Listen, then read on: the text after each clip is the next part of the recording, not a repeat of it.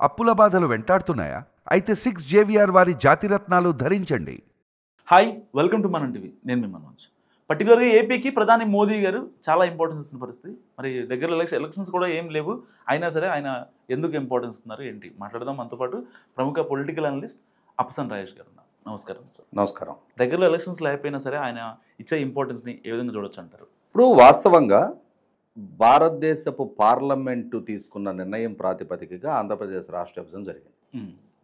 5 కోట్ల మంది ఆంధ్రప్రదేశ్ ప్రజల అభీష్టానికి వ్యతిరేకంగా రాష్ట్ర విభజన జరిగింది. ఆ రోజున తెలంగాణ ప్రజల ఆకాంక్షల మేరకు తెలంగాణ ఉద్యమ నేపథ్యంలో తెలంగాణని ఏర్పాటు చేస్తూ కేంద్ర ప్రభుత్వం తీసుకుంటున్న ఒక నిర్ణయంతో ఆ రోజు ఆంధ్రప్రదేశ్ రాష్ట్ర పౌర సమాజం విభేదించింది.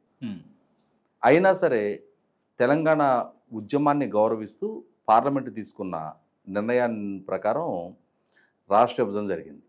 ఆ విభజన జరిగిన రోజున ప్రత్యేక రాష్ట్ర ఆకాంక్షను వ్యక్తం చేసింది తెలంగాణ ప్రజలు. కానీ రాష్ట్ర విభజనకు గురైంది ఆంధ్రప్రదేశ్. రాజధాని లేకుండా లోటు బడ్జెట్తో ఆంధ్రప్రదేశ్ రాష్ట్ర ఏర్పాటు జరిగిన నాడు ఆ రోజు రాష్ట్రం తిరిగి అభివృద్ధి చెందాలి అన్న, ఒక సమగ్ర రాజధాని నిర్మాణం జరగాలి అన్న, రాష్ట్ర విభజన చట్టం హామీలు యథావిధిగా అమలు జరగాలి అన్న కేంద్ర ప్రభుత్వ సహాయ సహకారాలు అవసరము అని చెప్పని 2014లో తెలుగుదేశం భారతీయ జనతా పార్టీ కలిపి అలయన్స్ తోటి పోటీ చేయడం జరిగింది. ఆ రోజు వారిద్దరి అలయన్స్కి ఎన్నికల్లో పోటీ చేయకున్నా కూడా పవన్ కళ్యాణ్ గారి నాయకత్వంలో ఉన్న జనసేన పార్టీ కూడా మద్దతు ప్రకటించి ప్రచారం చేయడం జరిగింది. అటువంటి పరిస్థితుల్లో కేంద్రంలో రాష్ట్రంలో ఎన్డీఏ అధికారంలోకి రావడం జరిగింది. ఒక రకంగా మాట్లాడుకుంటే ఇవాళ ఏదైతే సహాయ సహకారాలు ఎన్డీఏ అందిస్తుందో అవి 2014 తొలినాళ్లలో కూడా అదే విధమైన సహాయ సహకారాలు అందించారు. రాజధానికి ప్రధానమంత్రి గారే స్వయంగా శంకుస్థాపన చేయటం, ఆ రోజు కేంద్ర ప్రభుత్వం ద్వారా ప్రతిపాదించబడ్డ ఆంధ్రప్రదేశ్ రాష్ట్ర పునర్వ్యవస్థీకరణ చట్టంలోని హామీలు, ప్రత్యేక హోదా లాంటి కొన్ని ప్రత్యేక హామీలు తప్పిస్తే కేంద్ర విద్యా సంస్థలు, అలాగే లోటు బడ్జెట్కి సంబంధించి కొంత సహాయ సహకారాలు అందినాయి. 2015 ఆగస్టులో చంద్రబాబు నాయుడు గారి ద్వారా ప్రత్యేక హోదా హామీ నెరవేర్చండి అని చెప్పని పదే పదే కేంద్ర ప్రభుత్వాన్ని అభ్యర్థించిన మేరకు నాటి నీతి ఆయోగ్ వైస్ చైర్మను ప్రధానమంత్రి గారు, నాటి ఆర్థిక శాఖ మంత్రి అరుణ్ జైట్లీ గారు, రాష్ట్ర ముఖ్యమంత్రి చంద్రబాబు నాయుడు గారు ప్రత్యేక హోదా రోడ్ మ్యాప్ డిసైడ్ చేయడం కోసం అని చెప్పని సుమారుగా 3 గంటల సేపు చర్చించడం జరిగింది. అంటే అప్పటి వరకు రాష్ట్ర అభివృద్ధి పట్ల కానీ విభజన చట్ట హామీల పట్ల కానీ భారతీయ జనతా పార్టీ వైఖరిలో పెద్ద వ్యతిరేకత లేదు, సానుకూల దృక్పథాన్ని ప్రదర్శిస్తూ వచ్చారు.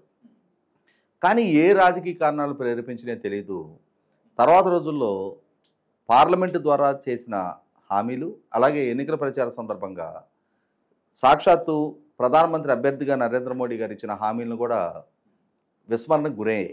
దాని పర్యవసానం 2018 నాటికి తెలుగుదేశం భారతీయ జనతా పార్టీ మధ్య ఇక తిరిగి పోడ్చలేరేమో అనే స్థాయి అగాధం పెరిగిపోయింది, విభేదాలు పెరిగినాయి. ఒకరికొకరు రాజకీయంగా విమర్శలు, ప్రతి విమర్శలు, కేంద్ర ప్రభుత్వం నుంచి తెలుగుదేశం పార్టీ అధికార భాగస్వామిగా తెగతింపులు చేసుకొని బయటకు వచ్చింది, రాష్ట్ర ప్రభుత్వం నుంచి భారతీయ జనతా పార్టీ బయటకు వచ్చింది. ఇటువంటి పరిస్థితుల్లో 2024 నాటికి మళ్ళీ తిరిగి ఈ 2 పార్టీలు పోటీ చేస్తాయని చెప్పని కూడా ఎవరు అనుకోలే.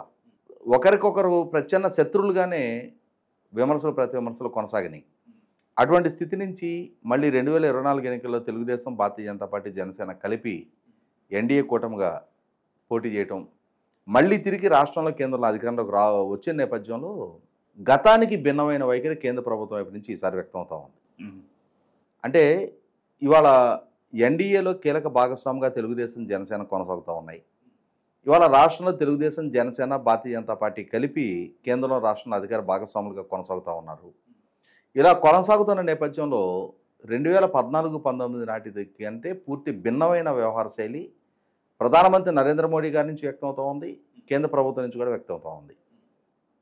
రాష్ట్రానికి కేంద్ర ప్రభుత్వం నుంచి చేస్తున్న ఆర్థికపరమైన కేటాయింపులు, అలాగే రాష్ట్ర అభివృద్ధి పట్ల వివిధ ప్రాజెక్టుల పట్ల వ్యక్తమవుతున్న సానుకూల దృక్పథం, వీటన్నిటి దృష్ట్యా చూసినప్పుడు 5 సంవత్సరాల జగన్మోహన్ రెడ్డి గారి పరిపాలనా హయాంలో ఎదురైన ఆర్థిక విధ్వంసం నుంచి మళ్ళీ తిరిగి రాష్ట్రం గాడిన పడగలుగుతుందా, ప్రజలు ఇంతటి నమ్మకంతో ఎన్డీఏ కూటమికి అధికారం కట్టబెట్టిన నేపథ్యంలో ఆ నమ్మకాన్ని నిలుపుకునే దశగా తాము ఎన్నికలకు ముందు చేసిన వాగ్దానాలను నెరవేర్చుకోవాలి, అలాగే రాష్ట్రాన్ని అభివృద్ధి పరంగా మళ్ళీ తిరిగి గాడిన పెట్టగలగాలి. ముఖ్యంగా ఆంధ్రప్రదేశ్ రాష్ట్రం ముందున్న ప్రధాన సవాళ్ళు వచ్చేప్పటికీ రాష్ట్రానికి ఒక రాజధాని నిర్మించుకోవాలి, రాష్ట్ర పారిశ్రామికీకరణ పెంచుకోవాలి, రాష్ట్ర యువతకు ఉపాధి కల్పన చేసుకోవాలి, రాష్ట్రంలో పెండింగ్ ఉన్న అన్ని ఇరిగేషన్ ప్రాజెక్టుని పూర్తి చేసుకోవాలి, రోడ్డు ఇన్ఫ్రాస్ట్రక్చర్ దగ్గర నుంచి మౌలిక వసతులు అభివృద్ధి పరచుకోవాల్సిన అవసరం ఉంది. వీటన్నిటినీ సక్రమంగా సకాలంలో నెరవేర్చుకోవాలి అని అంటే ఆర్థికపరమైన వెన్నుదన్ను కావాలి. అన్నిటికన్నా ముఖ్యంగా కేంద్ర ప్రభుత్వ సహాయ సహకారాలు చాలా ముఖ్యంగా కావాల్సిన అవసరం ఉంటుంది.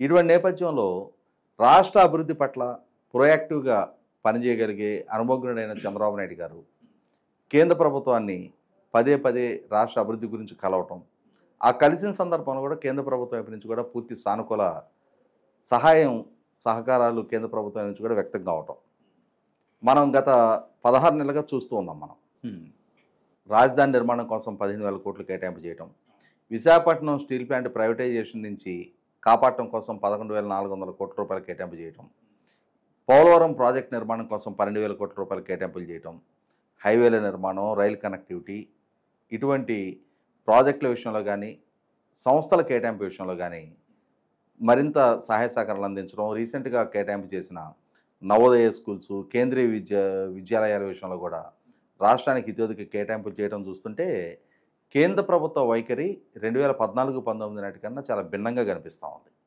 ఎప్పుడైతే సానుకూల దృక్పథం కేంద్ర ప్రభుత్వం వైపు నుంచి వ్యక్తమవుతూ ఉందో వాళ్ళ వైఖరి గతానికి భిన్నంగా రాష్ట్ర అభివృద్ధికి తోడ్పాటును అందించే దిశగా ఉందో చంద్రబాబు నాయుడు గారి వైపు నుంచి కూడా అదే సానుకూలత వ్యక్తమవుతూ ఉంది. కారణం ఏంటి అంటే ఆయన ఎప్పుడు ఢిల్లీ పర్యటన చేసినా రాష్ట్ర కోణంలోనే పర్యటన చేస్తారు. కేంద్ర ప్రభుత్వంలో ఉన్న అపరిష్కృత అంశాలను పరిష్కరించమని చెప్పాను, కేంద్ర ప్రభుత్వం నుంచి అదనపు సహాయ సహకారాలు అందించడానికో లేదు తాము సంకల్పించుకున్న అభివృద్ధి ప్రణాళికకి కేంద్ర ప్రభుత్వం వైపు నుంచి దక్కాల్సిన మద్దతు గురించో ఆయన ఢిల్లీ పర్యటన చేస్తారు. అంటే రాజకీయపరమైన కార్యకలాపాల గురించో లేదు తన మీద నమోదైన కేసుల గురించో విచారణల గురించో కాకుండా రాష్ట్ర హితం కోరి ఒక పాలకుడు చిత్తశుద్ధితోటి పనిచేస్తూ ఉన్నప్పుడు కేంద్ర ప్రభుత్వానికైనా కూడా ఇవాళ రాష్ట్రం దేశంలో అంతర్భాగం. ఇవాళ రాష్ట్ర అభివృద్ధి చెందితే దేశంలో ఒక పార్ట్ అభివృద్ధి చెందితే అది దేశానికి తలమానికంగా మారడానికి ఆస్కారం ఉంటుంది. దేశం అభివృద్ధి చెందినట్టుగానే పరిగణిస్తారు. కాబట్టి ఇవాళ దేశంలో ఒక రాష్ట్రం అభివృద్ధి విషయంలో పోటీ పడటానికి సిద్ధపడతా ఉన్నప్పుడు పాలకుడు రాష్ట్రాన్ని అభివృద్ధి చేయాలని చెప్పని చిత్తశుద్ధితో ప్రయత్నం చేస్తూ ఉన్నప్పుడు కేంద్రంలో అధికారంలో ఉన్న ఏ పార్టీ అయినా ఏ నాయకుడైనా కూడా అటువంటి పాలకుడిని ప్రోత్సహించాలని చెప్పని అనుకుంటారు. అంటే ప్రోగ్రెసివ్గా ముందుకెళ్ళాలి, డెవలప్మెంట్ ఓరియంటెడ్గా రాజకీయాలకు అతీతంగా పరిపాలన చేయాలని చెప్పని ఏ రాజకీయ నాయకుడు చిత్తశుద్ధితో ప్రయత్నం చేసినా కూడా కేంద్రంలో అధికారంలో ఎవరున్నా రాజకీయంగా ఎంతటి విభేదాలు ఉన్న వాళ్ళైనా సరే ఆ ప్రభుత్వాలని ఆ రాష్ట్రాన్ని కాపాడాలని అండదండలు అందివ్వాలని చెప్పిన ప్రయత్నం చేస్తారు. అటువంటి పాలకుడు తమ కూటమిలో భాగస్వామి అయినప్పుడు తమ ప్రభుత్వంలో భాగస్వామి అయినప్పుడు కేంద్రంలో రాష్ట్రంలో అటువంటి పాలకుడితో తాము కూడా అధికారంలో భాగస్వాములు అయినప్పుడు మరింతగా ఆ పాలకుడికి సపోర్ట్ ఎక్స్టెండ్ చేస్తారు. దానిలో భాగంగానే నరేంద్ర మోడీ గారు కూడా మోస్ట్ ప్రోగ్రెసివ్ అండ్ ప్రాస్పెక్టివ్గా ఇవాళ ఆంధ్రప్రదేశ్ రాష్ట్రం పరిపాలన జరుగుతూ ఉన్నప్పుడు తాము ఎన్నికలకు ముందు చేసిన వాగ్దానాలను నెరవేర్చుకుంటూ తాము యువతకి ఇచ్చిన వాగ్దానానికి అనుగుణంగా పారిశ్రామిక పెట్టుబడులు రప్పించుకునే ప్రయత్నం చేస్తూ ఉన్నప్పుడు ప్రభుత్వ పరంగా వేగంగా స్పందిస్తూ ఉన్నప్పుడు కేంద్ర ప్రభుత్వానికి కూడా ఏం కావాలి, మోస్ట్ పెర్ఫార్మింగ్ స్టేట్ ఏదైతే వాళ్ళకి అండదండలు అందివ్వాలి అని కోరుకుంటారు. అదేవిధంగా ఆంధ్రప్రదేశ్ రాష్ట్రం ఇవాళ ప్రొయాక్టివ్గా వర్క్ చేస్తూ ఉన్నప్పుడు మెరుగైన పాలసీస్ని అమలు చేస్తూ ఉన్నప్పుడు మెరుగుగా వాళ్ళ వైపు నుంచి విధానాలు అమలు జరుగుతూ ఉన్నప్పుడు 100% కేంద్ర ప్రభుత్వం కూడా సహాయ సహకారాలు అందిస్తుంది. దానిలో భాగంగానే నరేంద్ర మోడీ గారు కూడా తనలాంటి అనుభవజ్ఞుడైన చంద్రబాబు నాయుడు గారు ఇంకా మాట్లాడుకుంటే రాజకీయాల్లో ప్రధానమంత్రి నరేంద్ర మోడీ గారి కన్నా కూడా సీనియర్ చంద్రబాబు నాయుడు గారు. అటువంటి చంద్రబాబు నాయుడు గారు ఇవాళ రాష్ట్రం కోసం చిత్తశుద్ధితో అంకిత భావంతో పనిచేస్తున్నప్పుడు ఆయనకు అండదండలు అందివ్వటంలో ఎటువంటి పొరపాటు తన వైపు నుంచి జరగకుండా గతానికి భిన్నమైన వైఖరి తాను కూడా ప్రదర్శిస్తూ ఆంధ్రప్రదేశ్ రాష్ట్ర అభివృద్ధిలో తాను కూడా భాగస్వామి అవుతూ ప్రజలిచ్చిన తీర్పును గౌరవిస్తూ ఇవాళ ఆంధ్రప్రదేశ్ రాష్ట్రం నుంచి వచ్చిన సంఖ్యాబలం ప్రాతిపదికగా కేంద్రంలో తాము కూడా ఆ అండదండలతోటే వాళ్ళకి అధికారంలో చలామణి కాగలుగుతున్నాం కాబట్టి ఆ రాష్ట్రం పట్ల ఆ ప్రభుత్వం పట్ల ఆ పాలకుల పట్ల మరింత పాజిటివ్ దృక్పథాన్ని నరేంద్ర మోడీ గారు కూడా వ్యక్తం చేస్తూ ఉన్నారు. దానిలో భాగంగానే ఇవాళ ఈ సంవత్సరం 4 నెలల కాలంలోనే 4 సార్లు వారు రాష్ట్రానికి రావడం జరిగింది. మొట్టమొదటిగా ప్రభుత్వ ప్రమాణ స్వీకార కార్యక్రమంలో వచ్చారు. తర్వాత విశాఖపట్నంలో జరిగిన గ్రీన్ హైడ్రోజన్ ప్రాజెక్టు శంకుస్థాపన, రైల్వే జోన్ శంకుస్థాపనకు రావడం జరిగింది. ఆ తర్వాత అమరావతి నగర పునర్నిర్మాణ పనుల ప్రారంభానికి రావడం జరిగింది. తర్వాత రీసెంట్గా విశాఖపట్నంలో జరిగిన యోగాంధ్ర కార్యక్రమంలో పాల్గొనడానికి రావడం జరిగింది. ఇప్పుడు 5వ అంటే 2024 జూన్ 12 ఎన్డీఏ కూటమి ప్రభుత్వం ఆంధ్రప్రదేశ్ రాష్ట్రంలో ప్రమాణ స్వీకారం చేసే నాటి నుంచి ఇప్పుడు 5వ వారు రాష్ట్రానికి వస్తూ ఉన్నారు. సహజంగా బీహార్ లాంటి రాష్ట్రాల్లో ఎన్నికలు జరుగుతూ ఉన్నప్పుడు ఆ ఎన్నికల ప్రచారం కోసం ఆ రాష్ట్రానికి ఎక్కువగా పర్యటించడం వేరు. కానీ మీరు ఇందాక మీ ఇంటర్వ్యూలో ప్రస్తావించినట్టుగానే ఎటువంటి ఎన్నికలు లేకపోయినా ఆయన కేంద్ర ప్రభుత్వాన్ని సారథ్యం వహిస్తున్న, దేశాన్ని పరిపాలిస్తున్న పాలకుడుగా తన దేశం అంతర్భాగమైన ఒక రాష్ట్రం, ఆ రాష్ట్ర ప్రభుత్వం మరింత ప్రోయాక్టివ్గా పనిచేయడానికి తాను కూడా పాలకుడిగా సహాయ సహకారాలు అందించాలి అని చెప్పని వారి చిత్తశుద్ధిని, అంకిత భావాన్ని గౌరవిస్తూ తన వైపు నుంచి కూడా అదే స్థాయి స్పందన వ్యక్తం కావాలి అని చెప్పని ఆయన వైపు నుంచి కూడా స్పందించి ఇవాళ రాష్ట్ర ప్రభుత్వానికి ఆ సపోర్ట్ ఎక్స్టెండ్ చేయడం అనేది 5 కోట్ల మంది ప్రజల కోణంలో ఆలోచించినప్పుడు రాష్ట్ర అభివృద్ధి చెందడానికి కేంద్ర పాలకుడిగా నరేంద్ర మోడీ గారు కూడా మద్దతు తెలుపుతున్న దాన్ని స్వాగతిస్తూ ఆంధ్రప్రదేశ్ ప్రజలు కూడా ఆయన రాష్ట్రానికి వచ్చిన ప్రతి సందర్భంలో కూడా స్పందిస్తూ ఉన్నారు. ఇవాళ నరేంద్ర మోడీ గారు ఒక సంవత్సరం 4 నెలల కాలంలోనే ఆంధ్రప్రదేశ్ రాష్ట్రానికి ఇన్నిసార్లు వివిధ కార్యక్రమాల రీత్యా ఆయన హాజరవుతాం. ఆయన హాజరైన ప్రతి సందర్భంలో కూడా ఏదో ఒక అభివృద్ధి కార్యక్రమ శంకుస్థాపన ప్రారంభం ఆయన చేతుల మీదుగా జరగటం అనేది 100% ఆహ్వానించదగ్గది.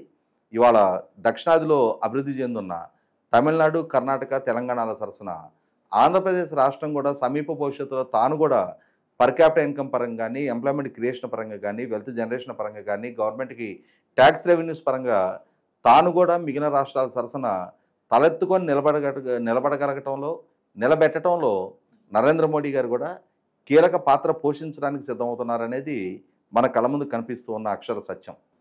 Thank you sir. సో ఇది రాజేష్ గారి అనాలిసిస్. చూస్తున్నాండి మనం టీవీ.